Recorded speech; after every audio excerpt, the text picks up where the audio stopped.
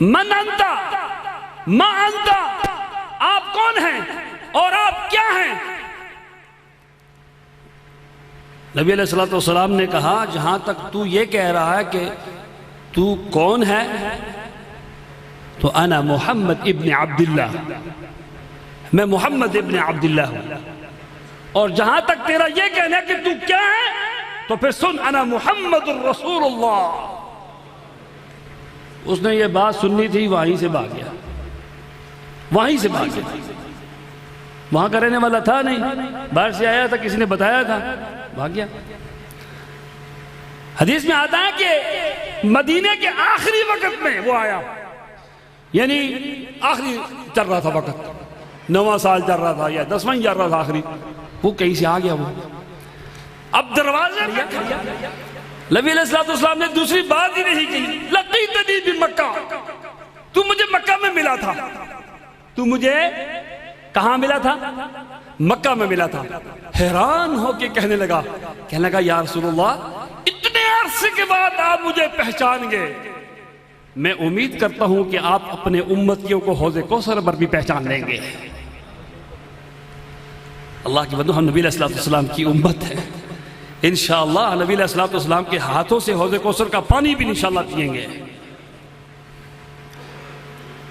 بہت سی تکلیفیں دیکھی، کوئی ہمیں روز گالیاں دے نا، برا بھلا کہے، یا تو ہم شہر سے آؤٹ ہو جائیں گے، نکل جائیں گے، یا اسے چھوڑیں گے نہیں۔ بھائی یہ مذاق ہے، روز گالیاں دیتے ہو، اور اتنی طاقت ہونے کے باوجود، پاور ہونے کے باوجود نبی علیہ السلام کسی کو کچھ نہیں کہتے۔ حج کا سیزن آیا نا، حج کا سیزن آیا تو ایک شخص تھا جس کا نام تھا، بات کروں، ایک شخص تھا نا، ایک شخص تھا، اس کا نام تھا ضماد الازدی۔ وہ جنات کا کام کرتا تھا، جھاڑ پھونک نہیں ہوتی جو کرتے ہیں، اسیب ہو گیا جی، یہ جن وغیرہ نکالتا ہے، دم وغیرہ کرتا ہے۔ حج کا دوران کیا تھا تو وہ آگے اہل مکہ سے ملاقات ہوئی، انہوں نے کہا جی اچھا ہوا آپ آگے، بہت اچھا کیا آپ آگے، ہمارا ایک بھائی ہے، اس کے ساتھ کوئی جن ہے، تو آپ اگر علاج کر دیں۔ انہوں نے کہا ٹھیک ہے، جن ہے تو علاج کر دیں گے، نکال دیں گے جن۔ کدھر بیٹھے ہوئے ہیں، کہاں ہیں؟ حجی فلاں جگہ پر ہیں، یہ سننے والی بات ہے، اللہ فلاں جگہ پر ہیں۔ جب ضماد الازدی وہاں پہنچے تو نبی علیہ السلام وہاں بیٹھے ہوئے تھے، تو ملنے کے ساتھ کہنے لگا جی آپ سے ایک بات کرنی ہے۔ جی کیا بات کرنی ہے؟ جی میں نے سنا کہ آپ کے ساتھ کوئی جن وغیرہ، کوئی اسیب ہے، کوئی سایہ ہے کوئی؟ نبی علیہ السلام سے کہہ رہا ہے۔ نبی علیہ السلام نے فرمایا تم تو پھر ڈاکٹر ہو نا، تم تو حکیم ہو، تو بیمار کی بھی تو کوئی بات سنو گے نا، کون کون سی بیماریاں ہیں وہ میں آپ کو بتاؤں گا، آپ اس کی تجویز کریں گے دوا۔ ہاں جی آپ بتائیں کیا مسئلہ ہے آپ کے ساتھ؟ نبی علیہ السلام ان الحمد للہ نحمده ونستعینه ونستغفره ونعوذ بالله من شرور أنفسنا وسيئات أعمالنا من يهده الله فلا مضل له ومن يضلله فلا هادي له وأشهد أن لا إله إلا الله وحده لا شريك له وأشهد أن محمدا عبده ورسوله۔ وہ ضماد کہنے لگا اگر آپ برا نہ منائیں ایک مرتبہ، پھر اگر ایسے آپ پڑھیں۔ نبی علیہ السلام نے پھر پڑھنا شروع کر دیا، ان الحمد للہ نحمده ونستعینه ونستغفره ونعوذ باللہ من شرور انفسنا وسیئات اعمالنا من يهده الله فلا مضل له ومن يضلله فلا هادي له واشهد ان لا الہ الا اللہ واشهد ان محمد رسول اللہ۔ یہاں تک پڑھنا تھا، پھر کہنے لگا اگر آپ برا نہ منائیں، اسے دوبارہ اگر پڑھ لیں۔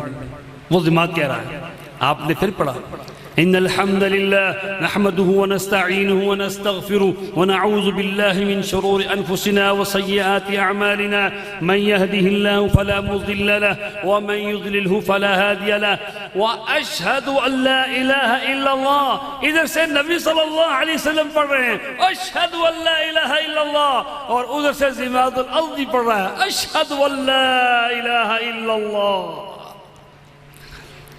ادھر نبی صلی اللہ علیہ وسلم پڑھ رہے ہیں, ادھر زماد الارضی اللہ کے نبی پر ایمان لے آیا اور کہنے لگا یا رسول اللہ میں تو آپ پر ایمان لایا, اپنی بستی والوں کی طرف سے بھی ایمان لاتا ہوں.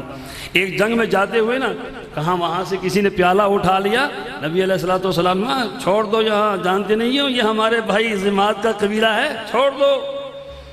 اللہ اکبر.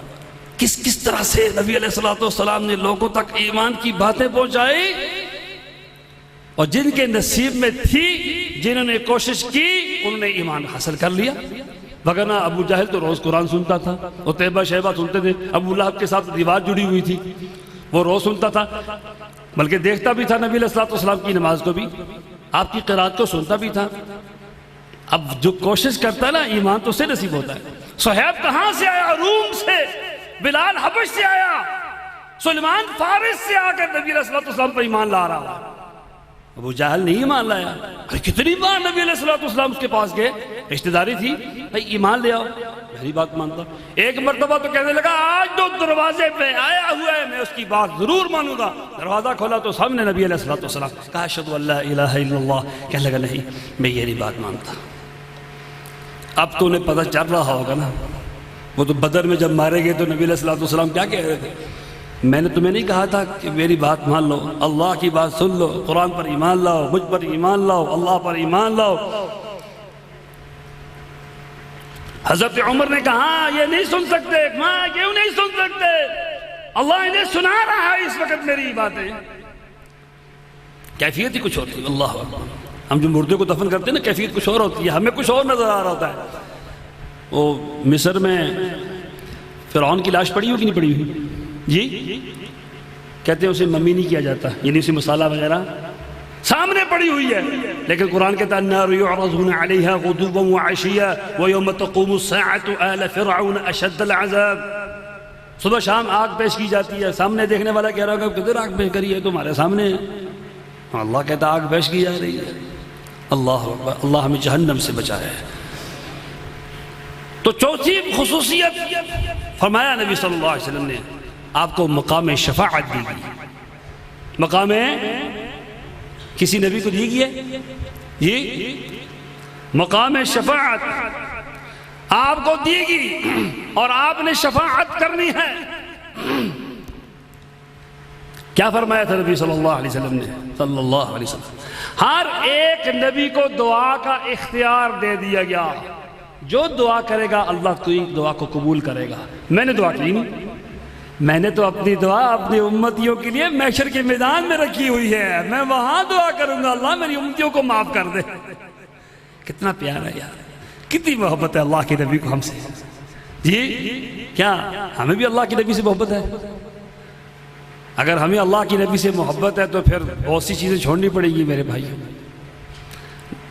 نماز کی پابندی کرنی پڑے گی, غیبت ہمیں چھوڑنی پڑے گی, چغلی ہمیں چھوڑنی پڑے گی, جھوٹ ہمیں چھوڑنا پڑے گا, دھوکہ فریبی ہمیں چھوڑنی پڑے گی. یہ نبی علیہ السلام سے محبت ہے نا, تو محبت پھر تقاضا یہ کر رہی ہے کہ یہ سب کچھ چھوڑنا پڑے گا, پھر جا کے ہمیں نبی علیہ السلام سے محبت ہوگی. اللہ اکبر. باتیں تو بہت ہیں.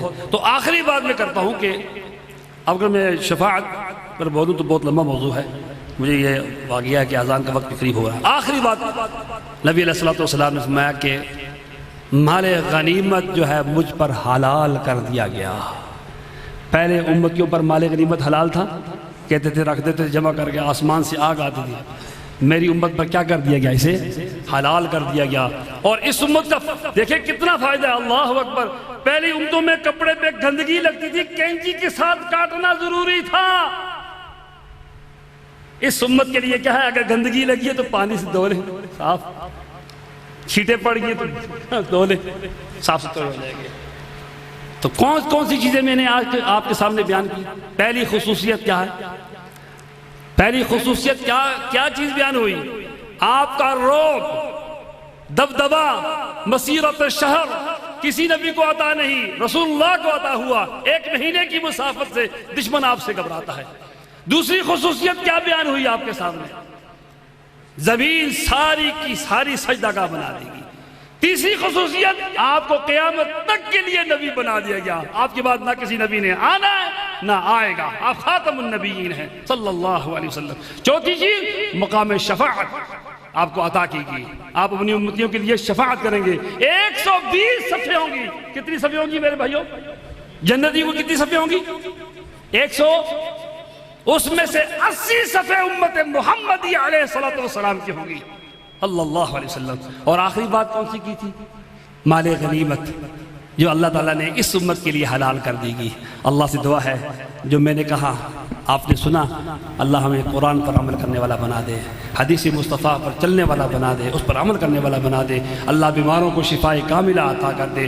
جو لوگ اس دنیا سے رخصت ہوں گے، اللہ کے مہمان بن گئے، اللہ ان سب کی قبروں کو جنت کے باغوں میں سے باغ بنا دے۔ اللہ آپ کا یہاں بیٹھنا اپنے دربار میں قبول و منظور فرمائے۔ وباللہ توفیق وآخر دعوانا ان الحمد للہ رب العالمین۔